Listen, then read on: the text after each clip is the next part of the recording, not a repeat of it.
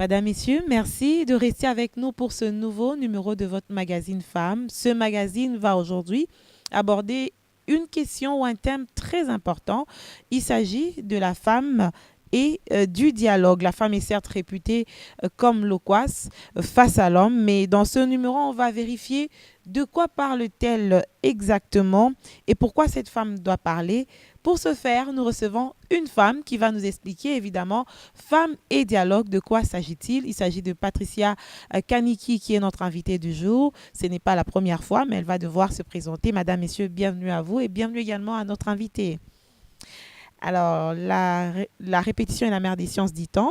Oui, On peut savoir qui est Patricia Kaniki, même si c'est la énième fois que vous passez dans cette émission, n'est-ce tout pas? à fait. Oui, Patricia Kaniki est une analyste politique engagée aussi. Patricia Kaniki est elle-même présidente d'une association ASBL qui s'appelle PPF. Patricia Kaniki est une mère de famille. Patricia Kaniki est une Congolaise. Voilà. Autant des casquettes, c'est déjà beaucoup, hein? Oui, Analyste politique, vous êtes dans une ONG, ça veut dire que vous êtes dans les sociales, vous êtes dans beaucoup de choses. Alors, tout vous à être fait. mère et vous avez une certaine sensibilité. Mais aujourd'hui, Oui. nous parlons de femmes et dialogue, un thème très intéressant, comme je le disais. Oui. Mais d'entrée des jeux, je voudrais savoir pourquoi quand une femme parle, on lui reproche de trop parler, sans l'avoir écoutée par moment. Je pense que c'est une façon qu'on aime utiliser pour neutraliser la femme. Ah bon? Oui. C'est vrai que quand on veut entamer une discussion et qu'on vous dit déjà, oui, une femme parle toujours, c'est une façon d'essayer de lui demander tout justement de se taire ou de moins parler.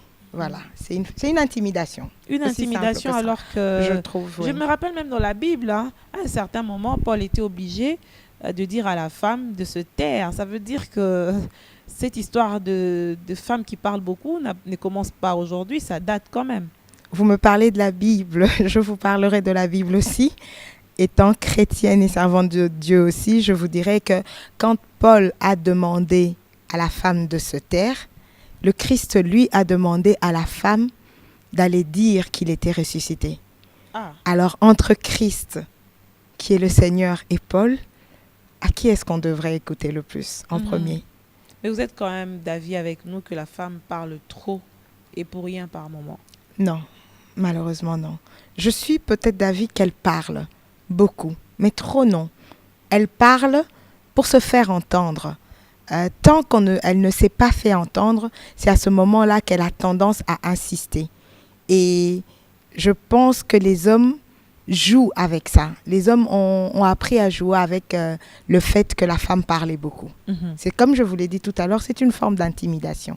Si la femme parlait justement des choses intéressantes, pourquoi on l'associe pas généralement quand il s'agit de dialoguer, quand il s'agit de résoudre des problèmes, quand il s'agit de donner des solutions, on dit à celle-là, qu'est-ce qu'elle va nous apporter ici? C'est vrai. Et pourquoi est-ce qu'on dirait qu'éduquer une femme, c'est éduquer une nation? Parce que si éduquer une femme, c'est éduquer une nation, c'est quand la femme éduque que la nation est éduquée. Et pour que la femme éduque, elle est obligée de parler.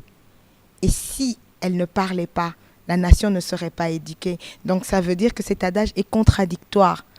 Et très souvent, quand on écoute la femme, je pense qu'on aboutit à une solution. La femme est conciliante. La femme est négociatrice. La femme elle est sensible. On a une sensibilité que les hommes n'ont pas. Et très souvent, quand les hommes refusent de nous écouter et refusent cette aide que le Seigneur lui-même nous a instaurée, parce qu'on dit de la femme que la femme est une aide. Mhm. On aide quand il y a insuffisance. Quand tout est parfait, je ne peux pas venir Mais t'aider. cette aide-là, généralement, c'est dans le mariage. Non, pas seulement. Pas seulement. Parce que si cette aide n'était que dans le mariage, si je veux encore aller dans la parole de Dieu, le Seigneur a dit au serpent, tu lui mordras le talon, mais elle t'écrasera la tête. C'est de la femme que le Seigneur parlait. Parce qu'il nous a donné ce pouvoir-là de se faire entendre. C'est pour ça qu'on dit que ce que femme veut. Dieu veut. Merci. Voilà. Ah, mais la société nous montre autre chose. Et selon vous, quel serait justement l'apport de la femme dans la résolution de certains conflits, dans euh, la sphère politique, Tout dans à ce fait. monde où il y a beaucoup à résoudre, il faudrait dialoguer. comment la femme devrait-elle se comporter? Je pense plutôt que la femme devrait s'impliquer davantage. Ne pas accepter cette position que la société lui inculque malheureusement, de la faire reculer, de la faire taire. La femme doit prendre le devant, même par rapport à ce qui se passe en politique. J'exhorte les femmes de tous les politiciens de ne pas jouer le rôle seulement dans la cuisine. Je les exhorte vraiment à jouer ce rôle, elles, en tant qu'intermédiaire privé, on dirait. Qu'elles soient l'intermédiaire du peuple pour les politiciens, qu'elle soit l'interlocutrice aussi, qu'elle parle pour nous. Parce que je pense que dans ce chaos où nous sommes en train de vivre, que nous vivons aujourd'hui, si cela est si profond, je suis convaincue c'est parce que la femme n'est pas assez écoutée. Qui trouve une femme, trouve le bonheur, dit la parole de Dieu. Donc, une femme intelligente, c'est un don pour son mari, c'est un cadeau du ciel. Quand on dit qu'un don du ciel, quand Dieu donne un don à un homme, c'est que c'est un cadeau, et un cadeau que Dieu donne ne peut être que extra. Alors moi, je suggérerais vraiment à la femme de quitter la cuisine, de quitter le ménage, de quitter le décor de son ménage, mais de s'impliquer davantage dans les actions avec son époux. Son époux peut partir, aller gérer de l'extérieur, mais quand il rentre à la maison, quelle soit cette douce voix qui peut lui ramener à la raison en lui disant papa, chérie, on est sur une mauvaise voie. La meilleure voie, c'est celle-ci. Mais on dit et aussi que la plus belle femme ne donne que ce qu'elle a. Voilà, Qu'est-ce tout à fait. que la femme a pour donner? La femme a son cœur. La femme a un cœur de femme. C'est un cœur de mère. Et elle ne peut que le donner. Quand une mère donne son cœur, vous êtes maman, je le suis aussi, maman Feda. Ça ne peut être que beau. On ne peut pas donner à son enfant une chose qui la détruirait. Sauf si tu es une femme insensée, sauf si tu es une femme folle. Parce que c'est vrai, il y a de ces femmes qui malheureusement sont insensées. Je crois que vous voyez le fait de société qui se passe là. Oui. Ces jours-ci, on a vu une femme en train de filmer, son mari en train de mourir. Mais ça aussi... C'est une folie. C'est quand même, qu'on se le dise, apparemment on n'a plus de cœur. Voilà. Une femme en train de battre une autre femme, une femme en train de séquestrer une femme, et pas plus tard qu'il y a 2 mois ou 1 mois, c'est une femme qui observe comment son mari est en train de mourir. C'est quand même grave. Oui, où est passé ces cœurs que vous êtes grave. en train de vanter au cours de cette émission? Voilà, c'est tout justement ce genre de femmes-là que nous, femmes qui sommes encore insensées, nous devons aller les sensibiliser, nous devons faire quelque chose. Nous ne pouvons pas rester inactives, nous les femmes. C'est devant des situations comme ça que nous devons nous lever. J'exhorte à toutes les mamans, j'exhorte à toutes les femmes politiques, les femmes des politiciens, les femmes qui ont un impact dans la société. Je les exhorte à nous lever et commencer une sensibilisation parce que nous allons très mal, et surtout dans notre communauté. Mais selon vous, ça peut être dû à quoi? C'est dû à quoi? C'est la dépravation des mœurs, malheureusement. C'est cette dépravation de mœurs qui nous engloutit de plus en plus. Et comme on dit, les temps sont vraiment mauvais. Les temps sont mauvais. On se refuse souvent maintenant de parler, pas religion, mais de parler de ce que la parole de Dieu nous dit. Mais si nous observons ce qui se passe autour de nous, les temps sont vraiment mauvais et nous devons le racheter. C'est le temps de la fin, vous voulez dire, en tant que chrétienne? Oui, en tant que personne craignant Dieu, parce que je suis désolée, aujourd'hui même dans le christianisme, le chrétien est devenu les premiers, malheureusement, personnes qui commettent le plus d'écarts.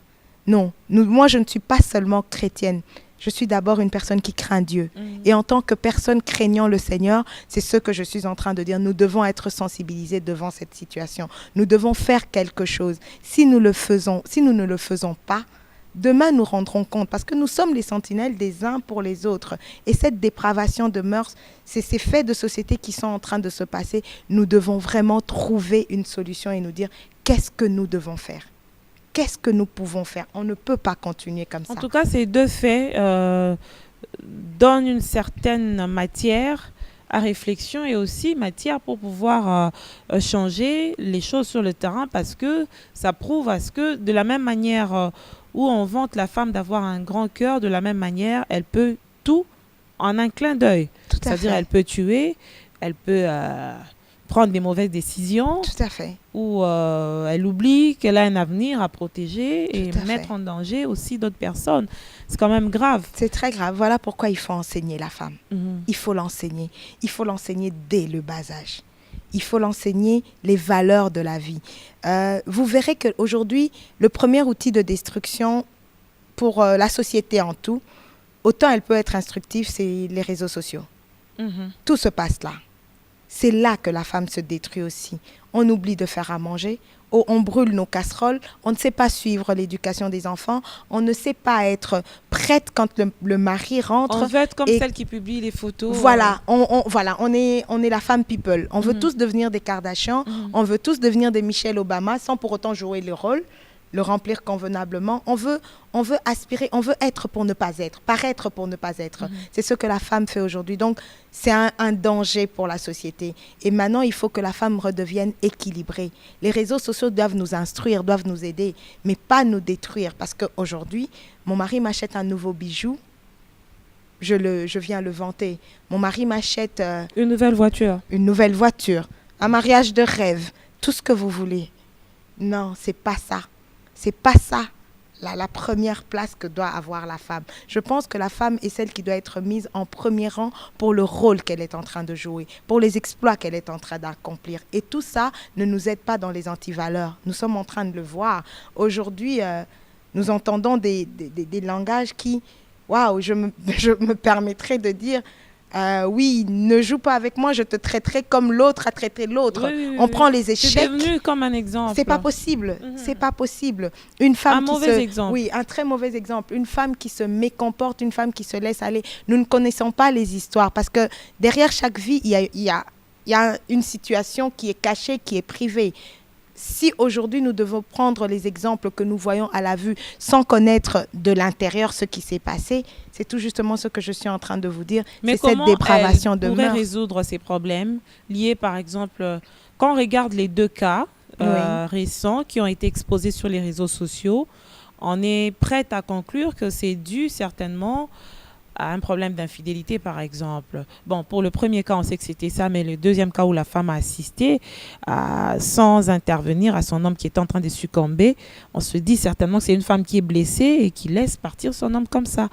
Mais comment doit-elle réagir quand elle se sent humiliée, elle se sent diminuée, elle se sent moins importante face à cet homme qui devait quand même l'honorer et la respecter? Mais c'est ce que je suis en train de dire ici. La sensibilité de la femme. On doit réapprendre à la femme. C'est une rééducation. Parce qu'il n'y a plus d'éducation. Pour le premier cas, je pense que, quoi qu'il arrive, nous devons apprendre à supporter et à être au-dessus de nos émotions. Ça, c'est une chose. Et de deux, parler, dialoguer. Le dialogue est parti tout justement de ce que vous êtes en train de nous dire. On dit qu'une femme, elle parle pour ne rien dire. Parce qu'aujourd'hui, les hommes ont choisi de ne plus nous écouter. Et par moments, quand une personne se sent plus écoutée, elle perd la raison. Ce n'est pas excusable. Je ne justifie pas, et c'est injustifiable et non tolérable comme pour le premier cas. Mais il faut resensibiliser la femme. Réapprenons à nous faire écouter comme il faut. C'est vrai que les hommes aussi, de leur côté, doivent nous donner une oreille un peu plus attentive. Parce que c'est vrai, quand tu ne nous écoutes pas, une personne, quand elle n'est pas écoutée, elle essaye de se défendre ou de poser des actes qui, demain, elle pourrait regretter. Mais le tout est encore basé sur une chose qui est fondamentale et principale, l'éducation. L'éducation. Alors que vous êtes consciente avec moi que cette femme n'est pas suffisamment éduquée dès les bas âges en République démocratique du Congo. Je suis d'accord parce qu'aujourd'hui, en République démocratique du Congo, les parents sont démissionnaires. Quand un parent est démissionnaire, comment vas-tu l'éduquer un enfant? Maintenant, il faut chercher les causes. On ne les condamne pas. Pas seulement la pauvreté, les faits de société, mais la pauvreté, la crise. Je ne parlerai pas seulement des pauvretés parce que je suis désolée. Je vois des enfants ici de familles aisées, mais avec un manque d'éducation. Donc, ce n'est pas la faute de la pauvreté. Le parent, businesswoman, businessman, papa chef d'entreprise, maman qui va en Chine, maman qui est dans les affaires, et maman oublie qu'il y a des enfants. Donc, les parents sont carrément démissionnaires. Et moi, je pense qu'il faut réorganiser cela. Le parent doit reprendre sa place. Il y a même impunité, je trouve. Parce que, vivant en Occident, on voit que le parent a une obligation envers son enfant. Il y a certains cas où le parent ne remplit pas bien ce rôle, il ne joue pas le rôle, il est jugé jusqu'à un certain âge. Et moi, je pense qu'aujourd'hui, les parents devront être punis. Il faut qu'il y ait impunité. Ce manque d'impunité au niveau éducatif est devenu à donner, voilà, c'est une crise qu'on n'arrive plus à suivre. Si un parent ne sait pas éduquer un enfant, qui l'éduquera à sa place? L'école ne le fait pas. Ce n'est pas en 6 heures du temps dans un établissement que vous allez éduquer une vie, parce que l'enfant vit à la maison. C'est le s'il te plaît, le bonjour, le pardon, ce sont des valeurs, ce ne sont pas aux professeurs qui doivent l'apprendre. Oui, non. il y a une différence entre là-bas, c'est l'instruction, et voilà. éducation. À l'école, c'est l'instruction et à la maison, c'est l'éducation. Aujourd'hui, les parents sont devenus démissionnaires. Ils laissent à l'école, à l'enseignement et l'instruction et l'éducation. Ils pensent peut-être parce qu'ils mettent les enfants dans des écoles qui coûtent extrêmement cher que c'est là-bas que les enfants seront éduqués, alors que ce n'est pas le cas. Donc voilà, le premier problème, comme je suis en train de dire, une des solutions, c'est l'éducation.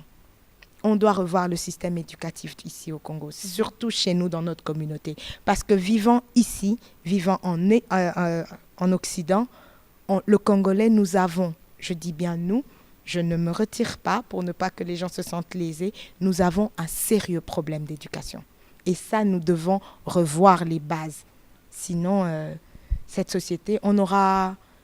Faire tout ce que vous voulez, ça ne changera pas. Femme et dialogue. La femme a toujours quelque chose à dire et à donner pour le développement de la société. Mais en même temps, elle fait face à beaucoup d'épésanteurs dans justement cette même société qui la tire vers les bas pour lui dire qu'elle n'a rien à dire, elle n'a rien à donner. Mais au sein quand même du mariage, on a l'impression aussi que cette femme a du mal à pouvoir donner son point de vue, alors que c'est elle qui maîtrise tout, celle qui gère au quotidien, celle qui a le contrôle de sa maison en fait. Mais quand il s'agit de pouvoir, c'est pas imposer, mais de pouvoir donner un point de vue, elle est étouffée par son propre mari. Comment vouliez-vous que cette femme sorte de son cadre de maison pour aller donner un point de vue dans la société? Tout justement, c'est de ne pas se laisser faire. Parce que la société, c'est mais comme elle sera une femme révoltée alors, non, insoumise. elle ne sera pas. Non, c'est pas vrai. La femme soumise n'est pas une femme écrasée.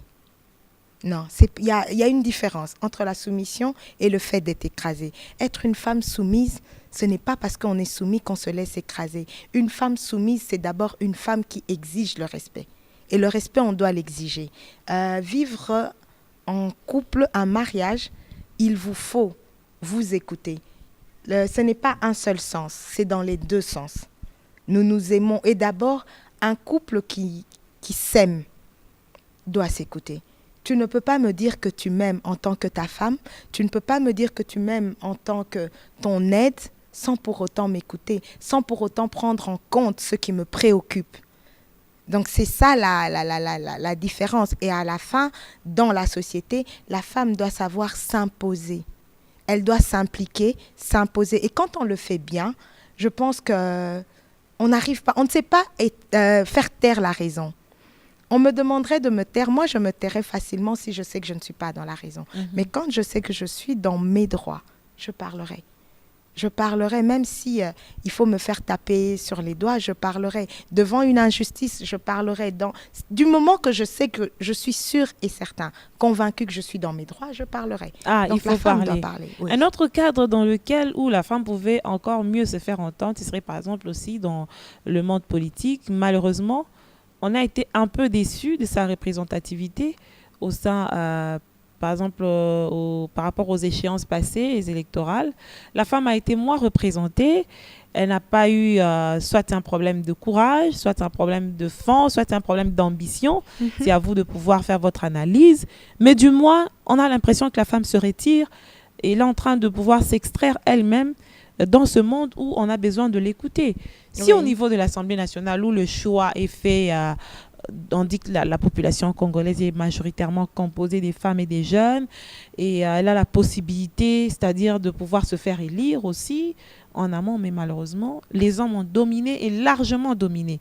C'est- De plus de 99%. C'est beaucoup. Oui, tout à fait. C'est parce que je pense que 89% allais-je dire, oui, oui. c'est parce que nous n'avons pas beaucoup de femmes comme maman Eve Bazaïba.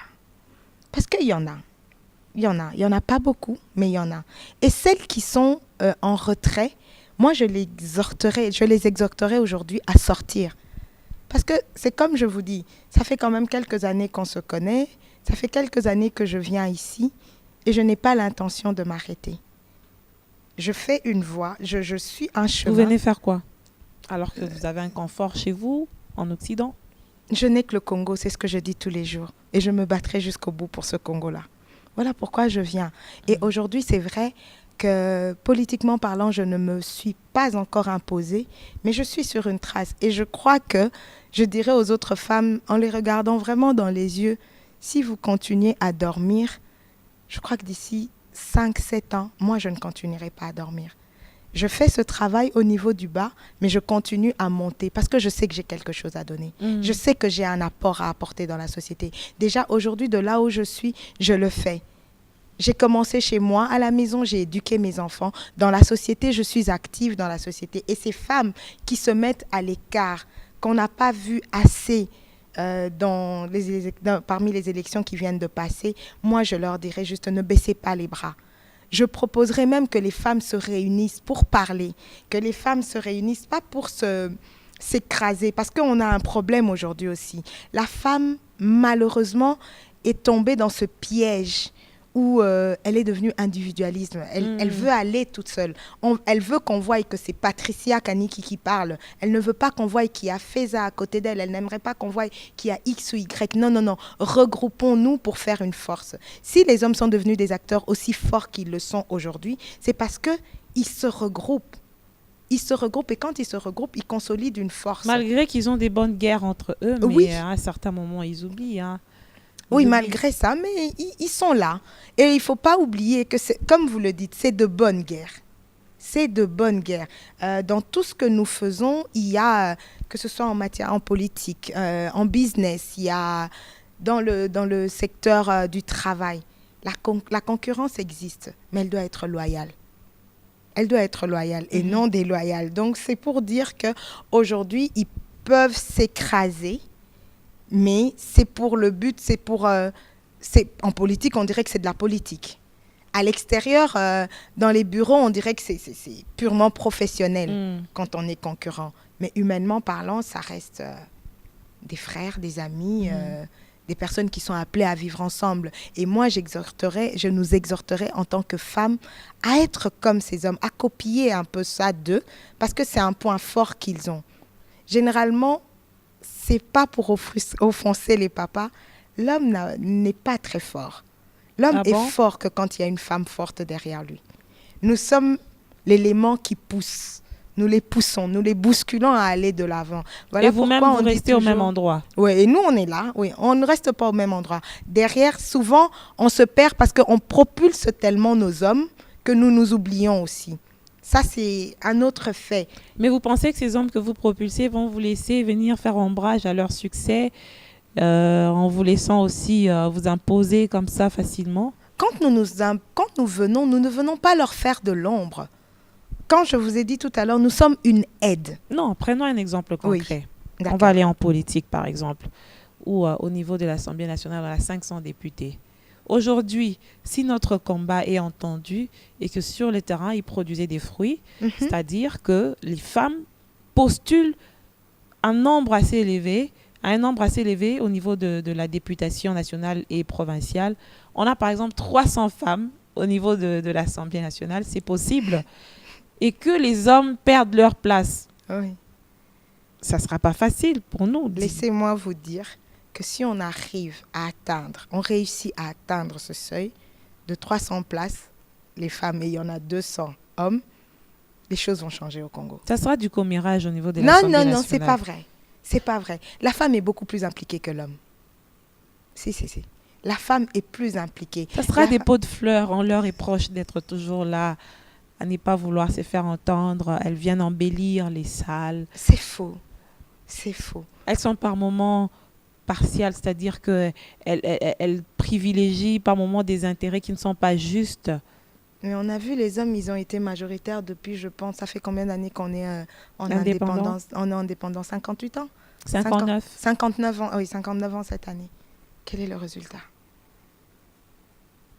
Qu'on nous laisse un peu plus de place et on verra. Et dans 10 ans, vous nous direz s'il y a toujours autant de commérages.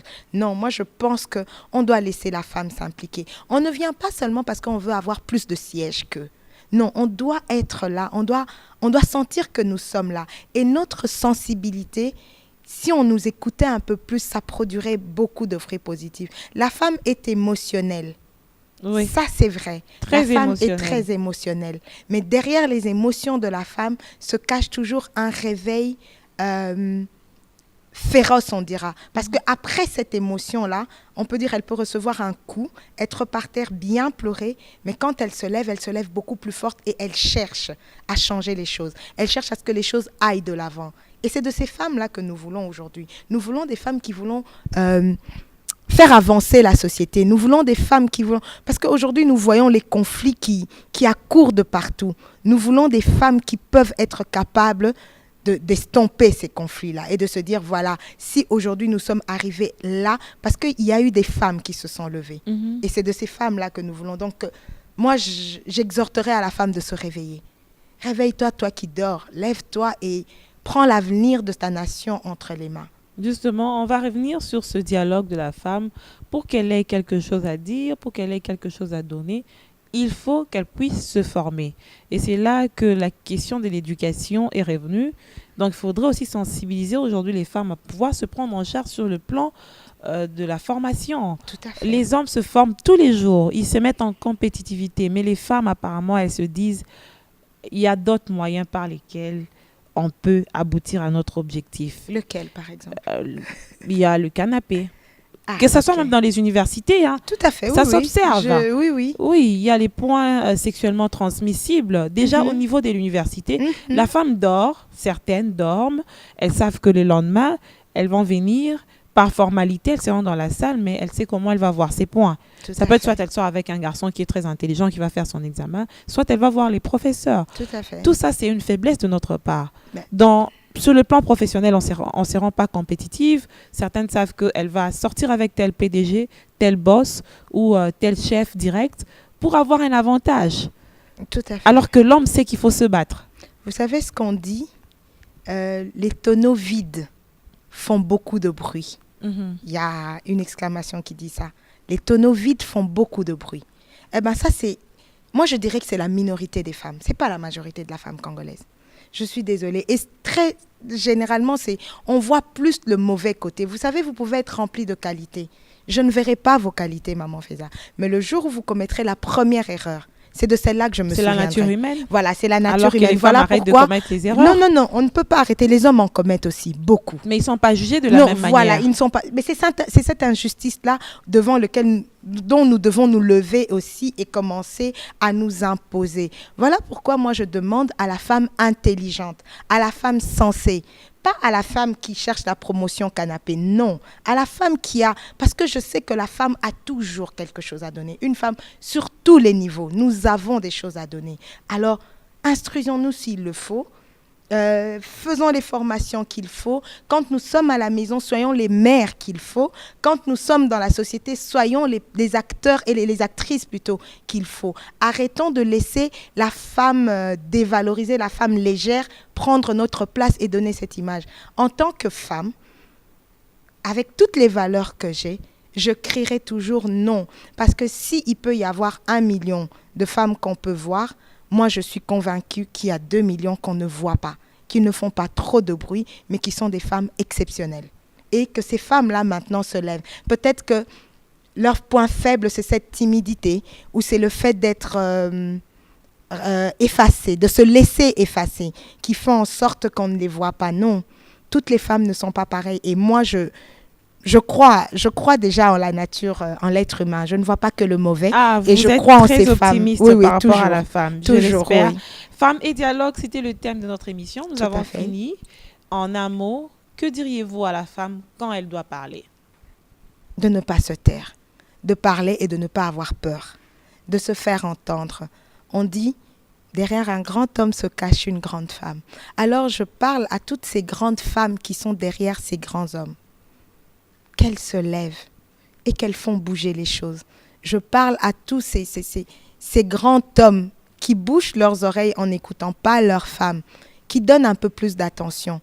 Et je suis convaincue que bientôt je reviendrai vous voir et je vous dirai, vous voyez Madame Feza, quand on écoute une femme, il y a des exploits. Des exploits. Alors les femmes, levons-nous. Merci, femmes, levons-nous. C'était le dernier mot de Patricia Kaniki, qui a été notre invitée du jour, Madame, Messieurs. Merci de nous avoir suivis et à très bientôt.